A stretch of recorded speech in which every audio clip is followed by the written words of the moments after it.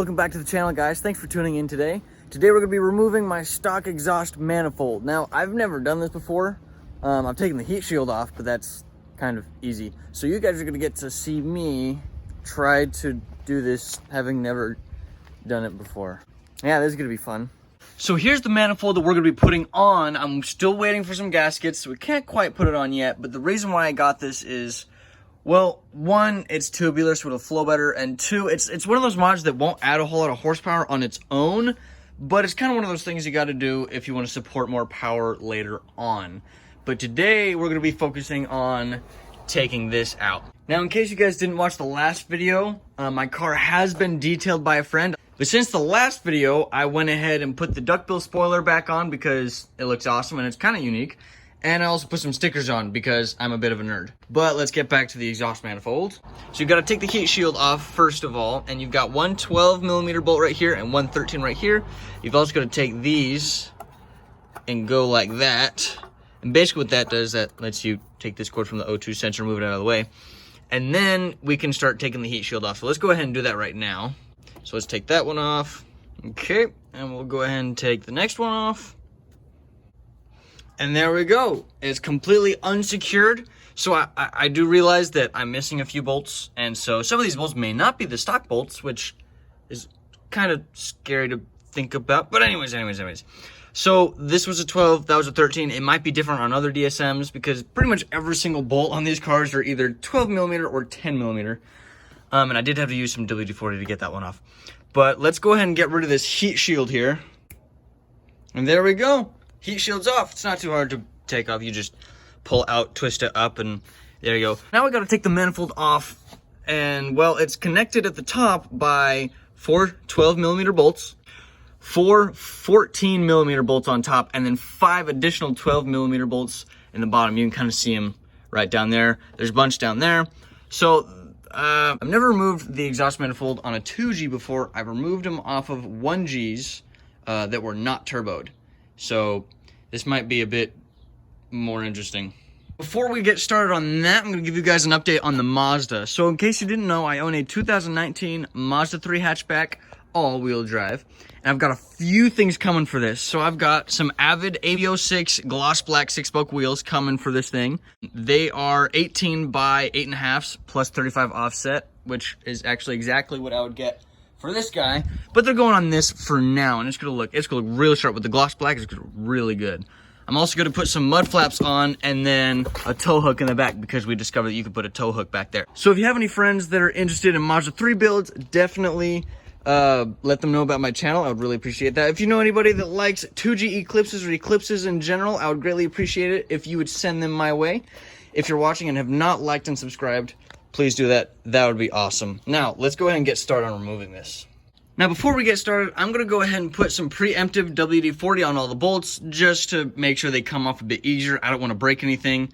I still might, but yeah, let's just put some WD-40 on all these. There we go. Oh, it may have been a bit much. I got to get this thing calibrated.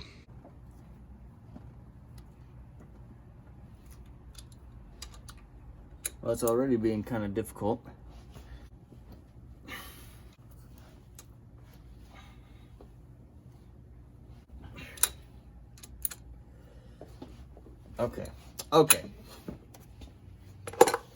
Okay, I don't know what's wrong with these, but we're gonna go ahead and do this the easy way.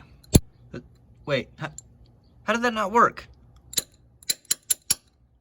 Okay, oh yeah. Here we go.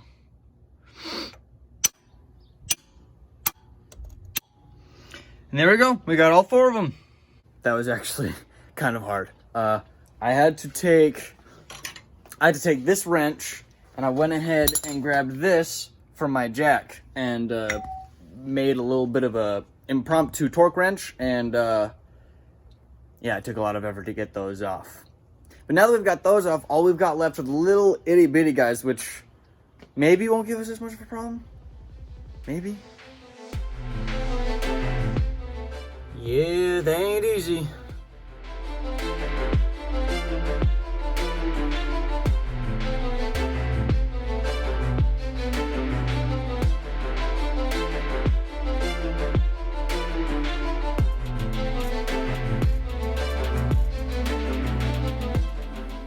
Okay, let the record show that those guys on the end there, that guy and that guy, those are 14 millimeters, while the rest are 12. So I was incorrect. I apologize.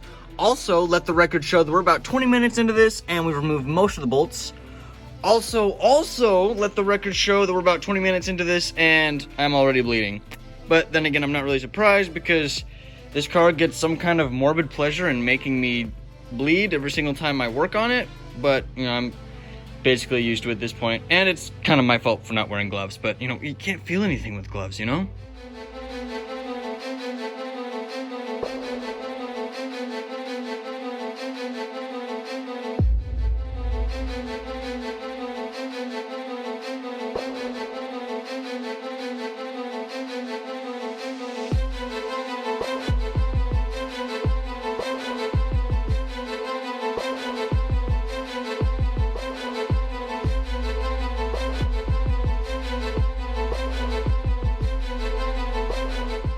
Ladies and gentlemen, all the bolts are off. Now I just got to figure out how to take this off because it's held by a stud there and some studs there. So what I'm probably gonna have to do is remove some stuff down here to work this out. I don't want to, but if I try to work it off, I don't know. I'll try to take it off without taking anything else off, but chances are it's not gonna happen.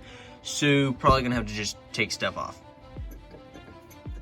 It's actually not quite as solid as I thought it was going to be, but still don't want to damage anything just because I want to save some time, you know what I'm saying? Yeah, 'cause I've got the full turbo down there. Maybe there's like a bracket I can take off or something. Because it's wiggling, but that's not enough. It's just, yeah. Alright, we're gonna dig a bit deeper. So I managed to figure it out. In order to get the play that I needed, I just have to go under here. Yeah, just bear with me for a second. Okay. You see that bolt right there? Well, there was a bolt. Basically, that's a little fastener that helps hold the exhaust in place, you know? So that'll let us be able to move this enough to take it off. Moment of truth.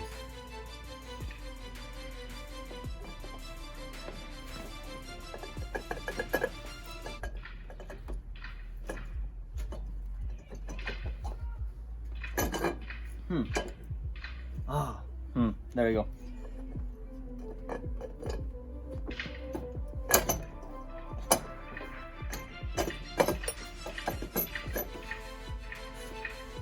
This moment of truth is not being as easy as I thought it would be.